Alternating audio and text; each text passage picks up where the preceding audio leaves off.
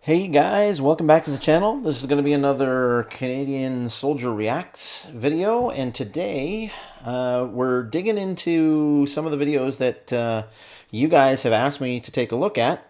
And the next one on the list is Gurkha selection. So this is the life-changing journey of being selected as a Gurkha. I will have to say, coming into this, I've got a bit of a bias. My entire military career, I have always been in awe of the Gurkhas. I've not specifically worked with them, but I've been in operations with them, and I've seen them kind of from afar, kind of thing. And man, these guys always, there was always a mystique, a legend around these guys, and they were very highly regarded with everybody I knew at the time. So I'm almost afraid to look at this because these kinds of videos often will put slants on it that aren't necessarily true, whether it be too heroic or too touchy-feely. Because let's face it, most of the civilians have an agenda when they do these kinds of things, or even if it's the military, they have an agenda too. And I'm a little bit worried about the never meet your heroes kind of thing because I don't know. Let's hope. Let's get into it. This is Gurkha class of 2019. So just before the pandemic, yay. 400 trainee soldiers, the biggest intake to set foot in the UK in over 30 years. Wow. Most are just teenagers, and their Interesting, they're journey all dressed began the same. thousands of miles from here.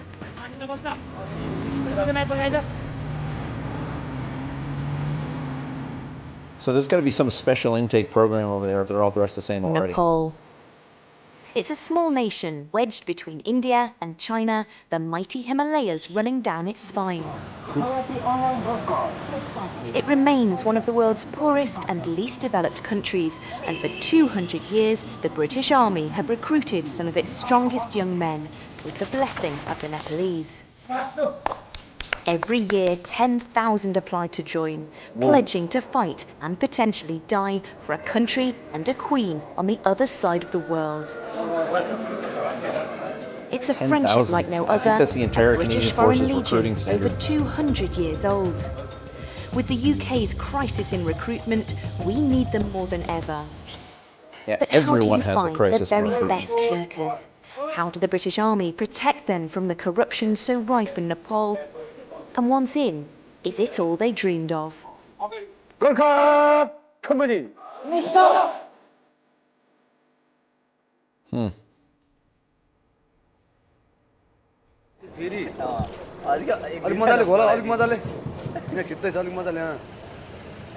The first stage of selection for the British Army takes place each year in September, one in the west of Nepal in Pokhara, and one in the east, here in hot, sticky Dharaam. So once a year. Interesting. Young men from all around get up in the early hours and travel miles to be here for a chance of a job in the British Army. Today we got one hilly district, that's Dankuta, and we got 5 Tarai districts. Normally they're farming background, especially in Tarai district, they're farming backgrounds, and hilly district also farming background. But nowadays most of the boys from the hills do come down to the cities, near cities, for a better education, better life, or probably better facilities as well. Yeah. This year, the recruiting campaign was bigger than ever before. They advertised on every one of Nepal's 72 radio stations, and the recruiting officers, retired Gurkhas known as Gulawallas, travelled to all corners of the country, gathering young men together on football pitches, tennis courts and cafes. They modernised their website. that's interesting. That was Potential Mod Tents recruits, behind them. known as PRs, could even email Deputy Head of Recruiting Major Sandy Nightingale personally. And they did. The last do time get they'll quite a let few them do emails that. from PRs asking some quite various questions, from "Are my teeth okay?" with photographic evidence to can women join this year? GC Kulagi, Hami Duisai Jana. What we're trying to do Interesting. A major is officer commanding. Oh yeah, no, officer commanding would be a company commander. So this is the company commander they've got out there. is dispel the myth that only certain Nepalis can join the British Army. It's still amazing to me that people think it's only certain castes. People think that you have to be rich. People think all kinds of things that are all wrong. We will take anyone who's good enough. We make sure there's a British officer on every single stand as well, just so no one could think, oh, I'm a Gurung, he's a Rai, maybe he's going to give me a worse mark. There are 125 castes or ethnic groups throughout Nepal, and historically, Gurkhas came from just 4 of these groups. I find it interesting that there's still caste systems in countries like this, especially countries where the British are so influential. Wow. Over the years, the army has succeeded in reaching more diverse sectors of society, in part thanks to its dedicated team of Galawalas who go out in tireless search of the best young men. This year's newest and most baby Galawala, aged just 45, made a dramatic entrance, bringing in record numbers from the east. Wow, I'm really enjoying my job. Because I want to do something for the He wants to make a splash for his first year. Everybody know in the world, this is one of the best army in the world. Retired corporal. Due to the searing heat, the 800-metre run has become the first test of the day, and the locals have turned out to cheer the boys on. Or perhaps eye up the competition. Stand by. Go! With the futures of so many potential recruits resting on the selection process, there is no room for human error. Every single score that's written down gets checked by someone else. And I personally will check every single score of those who are selected. Then the Chief of Staff will check every single score of those who are selected. So I'm wondering if the selection process is you have to pass a standard and everyone who passes the standard gets taken, or if there's only 400 slots and the best get those slots. If we're in a recruiting crisis, I would hope that it's everyone who passes the standard gets taken. In order to understand fairness, you have to understand Nepali society generally. Nepal is a country where people pay money to get just about everything. And therefore, for us to kind of display ourselves as being free, fair and transparent, we have to go to huge lengths to convince people that that's the case. We'll tell them not to pay money to anyone to get into the British Army. Wow. That is a level of corruption that surprises me greatly in a country with such a large British presence again. Similarly, in the exam hall, every question must be unique. By 3 p.m, the test paper will be in the local bazaar, being sold for a few rupees. Well, writing the papers is extremely difficult. We do keep them under strict lock and key, and then in order to generate those papers, to proofread those papers, to proofread them again and again, because if there are any dramas on the day, it is unfortunately a cohort of young boys who are going to suffer, and we do not want that to happen. One focus of this year's campaign has been to filter out potential problems early to avoid wasting recruits' efforts, emotions and money. Major Nightingale has introduced a new test to regional selection. Hyperextending elbows, some call it noodle arm, is an immediate fail, so this is now checked early. Throughout the day, if the recruits fall short on anything, they head... That's interesting. Hyperextending elbows. Is that like double jointed or something? I've never heard of that before. And why would it be an immediate fail? Huh. Straight to the dreaded Chowtari and then home. These boys will give everything to try and get into the British Army. I'm not saying that a British soldier is not equally motivated to join the British Army, but the difference with these guys is their whole families put pressure on them to join the British Army. If they get into the British Army, their whole family's life will change forever. And that's the context that we're working with. Why? 1456, Nishchal. Yes, sir. 1460, Prajwal. Yes, sir. 1468, Pradeep Kumar. Yes, sir. 1470. For some of today's young men, I work with the a guy news named Pradeep is Kumar. devastating. 1499, Sugam. Yes, sir. 1500, Sunil. The recruiting staff are very protective of them. They won't allow anyone to speak to the potential recruits, Today is too important. The chosen few will be invited back to selection in January, where they'll compete for one of just a few hundred places. Only 4% of the 10,000 applicants will make it. Yeah, okay, so if we're in a recruiting crisis, that surprises me. Gurkhas have been part of the British military for over 200 years, ever since the Anglo-Nepalese War, when the British were so impressed by the fighting skills of their enemy, they struck a deal to recruit them when the war was over. Since then, they've become one of the most feared units of the British forces and fought in every major conflict. That The is politest true. I can attest to soldiers, that. Everyone most knows the ferocious Gurkhas. of fighters. Can today's recruits uphold a reputation centuries old?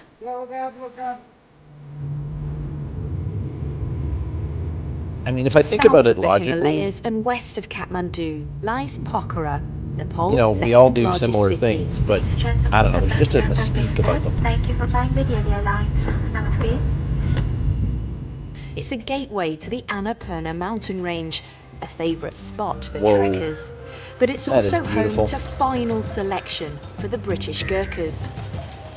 It's here that the recruiting team must choose once and for all who will become the future Nepali warriors. They've already been selected as the best of the best from their regions. Now they must undergo even more rigorous tests, not least of which is the infamous Doko race. The race involves running up a mountain in the Himalayan foothills with 25 kilos of sand in a basket strapped around the forehead. Why? It is our identity. I'm struggling to understand why. I mean, you need these people in the British forces.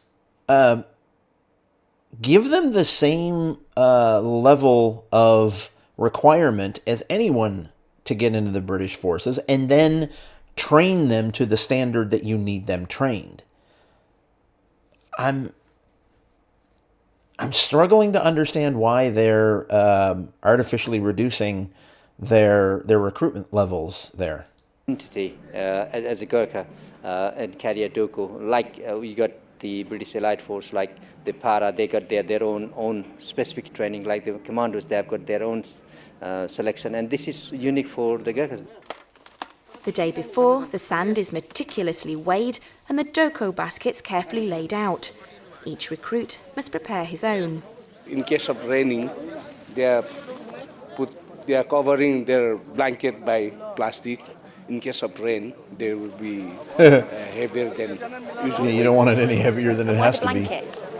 A blanket because this one is quite rough, so they may scratch their skin at their backside. How hard is the Doko race? It is very hard, very hard. The Doko race was only introduced in 1989.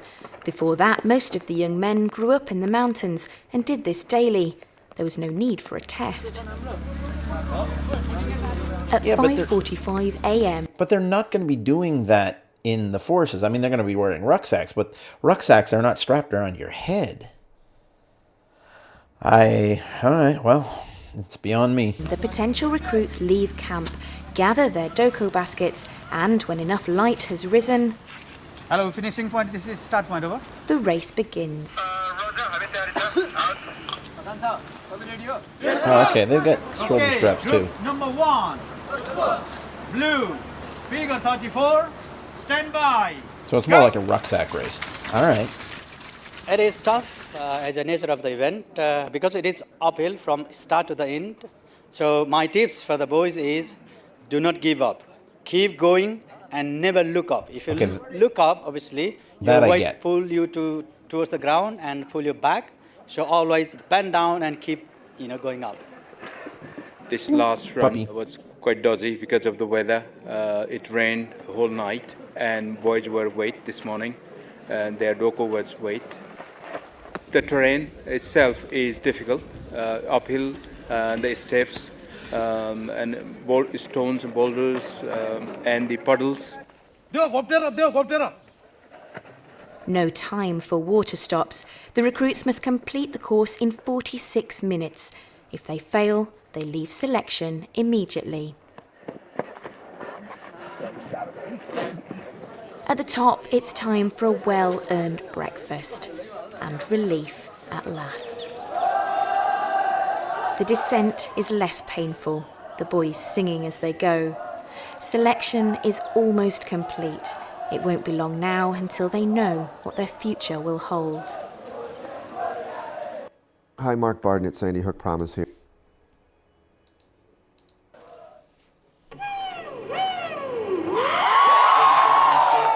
It's the night before results day for the potential recruits, or PRs, from the west of Nepal. And to ease the nerves, the recruiting staff have suggested they put on a show.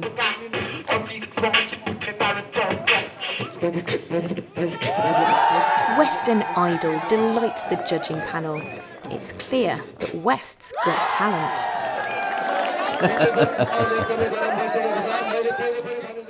Not the kind of thing we did. The next morning, But they're it's young. a different story. The young men must now say their goodbyes. If successful, they're unlikely to see their newfound friends again. Many will be heading home. In a few moments' time, they'll be invited into a room one by one and told their fate. We see a massive spectrum of Nepali society. You know, we have people from very, very poor backgrounds who are orphans. You see everything in that room, which is why we don't allow you guys to go in there. It means so much to them to get in, because a lot of them might have gambled everything on this. And, you know, it's quite a raw environment, actually. Yeah, hard for you emotionally. Yeah, well, I think everyone, really. You know, we are obviously emotionally invested. It's impossible not to be. The minutes tick by painfully. The staff of Gurkha Company from Catterick survey from above. If the recruits are successful, they will bound up the stairs at 1,000,000 miles an hour before anyone can change their minds. There, they will become part of the British Army, and it's over to Gurkha Company to turn them into soldiers. Amongst the candidates is 20-year-old Madhav Karki. This is his fourth and final attempt and his last chance to get in before he turns 21 and can no longer apply. Everyone is nervous. Outside the gate, the families wait, willing their sons not to appear through the railings. For those who've been unsuccessful, there is next year, if they are under 21 and can afford to make this journey again. If not, life will have to be very different. Again, the under 21 thing, like, I don't know. It just seems like we're shooting ourselves in the foot with this recruiting crisis, like, all the time. I'm not saying take substandard recruits in. Do not take substandard recruits in. But let's take everyone who passes the standards. Like, and, you know, if you're 21 or 22 and you can pass the standards, then good on you. I mean, the American forces take you up to what I think it's 35. Canada takes you even later than that. I know. I'm not sure what it is for the Brits, but I mean, it almost seems to me like we're creating this crisis of recruiting ourselves. As Madhav Karki appears through the door, it looks to be good news. I'm feeling very excited, and I'm feeling like I'm in the moon. So it's my dream became true. So I'm feeling very happy. No one in my family, they are in the army. I mean, I'm the first guy in the British Army right now. You must feel so proud. Yeah, yes, ma'am. You in the British Army, how does it feel? It's my happiest moment of my life. Really? Yes. It's my dream come true, ma'am. Have you tried before? Yes, ma'am. This is my second year, ma'am. And you remember what it felt like last year, so this must be so special. Yeah, this is where I start getting a little upset at the videographers, right? The first thing the boys are allowed to do is phone home. We give the boys 4 phone calls throughout the selection process. So after each stage, so after the medical, after the physical, after the education, and when they're selected, they get a phone call. And that's basically so their parents hear from them first, so no one else can sort of play games and say, oh, your son's nearly there, but I'll get him in if you give me some money. So it's to prevent that kind of thing. And of course, it's nice that their parents hear them first. It's always a little bit sad when the parents don't pick up, and they're waiting agonizingly for their parents to answer the phone. Hello, Mama. I just called my father. He's just crying in the other side of phone. They're so happy. I know. Bayru, brave hone pacha, imandari hone pacha. With their new recruits assembled, Gurkha Company waste no time. The boys' own clothes will now be sent back to their families. They'll need a whole new wardrobe in the British Army. Sit. They have to get all their kit and equipment. So it's like a big Christmas day. So as you can see on the table, they are the Christmas father, and then they are getting a bunch of bag. One size fits all? We don't know who's going to be selected, and we don't know the sizes. So now we'll take them to the room, and then if there's a big or small, we try to sort it out within the group. So it's like a big swapping session.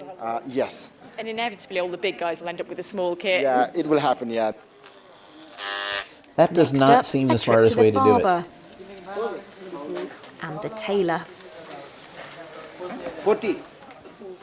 You feel like you are a part of our army. Without wearing these suits, you're no longer civilian. What was the hardest part of selection for you? For me, it was a 2400 meter running race, BFT, because since I'm a grown up all in the city, I haven't run that much. So for me to pass only, it was very hard. But I have trained hard with my friend. Then I have succeeded and passed. The new recruits are inoculated, fitted for their Virtus body armour, and measured for their civvy outfits known as the mufti. Camp quickly becomes awash with ironing boards Teaching and them boot how to polish. iron. I remember Mirror getting taught space that. is very much at a premium. The recruits keep Man, their none of berets their look old pretty belongings. good. Everything is new. The Gurkha tie. This is a special tie. You can't find. I don't think you can find it in the markets. We cannot buy it. Yeah, it's a specially designed tie for Gurkhas. And it's used only on special occasions, I think. Shampoo, soaps. We have our razor kits. Usually the moggers don't really have. These videographers show the strangest things, I swear to God. Or mustache, like, it's very rare in our case, man. The exciting I am because son is always better than father. Because of the time, they improve. So this intake will be better than last intake, straight away. Son is always better than father. My son will be better than me, straight away. I like the sentiment, but these days I'm not so sure. तिम्रो चाहिँ यो balm चाहिँ cross गरेको हुनु पर्यो हुन्छ अनि यहाँनिर चाहिँ कुनै खालको चाहिँ स्लिट हुनु भएन One of the most important new challenges this week is Drill Lesson 1. In a few days' time, they must parade in front of dignitaries and their families, and everyone wants it to be perfect. Make sure I'm not even sure they're quite in training तिमीले चाहिँ yet. 45 degree एंगलमा चाहिँ हेरेको हुनु पर्यो बुझ्यो फेरि Gorkha company भन्छु त्यहाँबाट फेरि के हो पोजिसन अफ एटेन्सनमा आउने okay Gorkha company It's all about the legacy, our tradition. 15 years ago, I was like them. And then one of my section commander, his name is Captain Bhakta Sesson.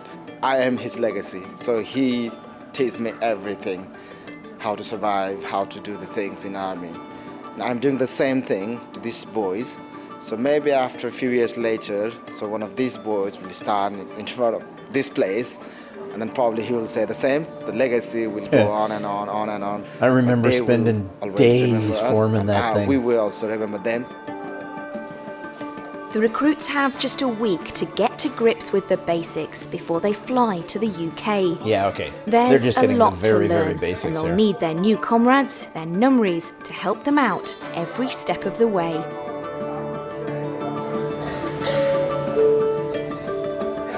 Yeah, they haven't really started training yet. This is just orientation, practically. Instructors from Gurkha Company in Yorkshire's Catterick Garrison await the arrival of their new recruits. Oh yes, everyone is looking forward for this day. RGR. Almost thought it said RCR for a second. It is, oh, yeah, it is. Hold on, going back. Yeah, I'm pretty sure that says Royal Gurkha Regiment.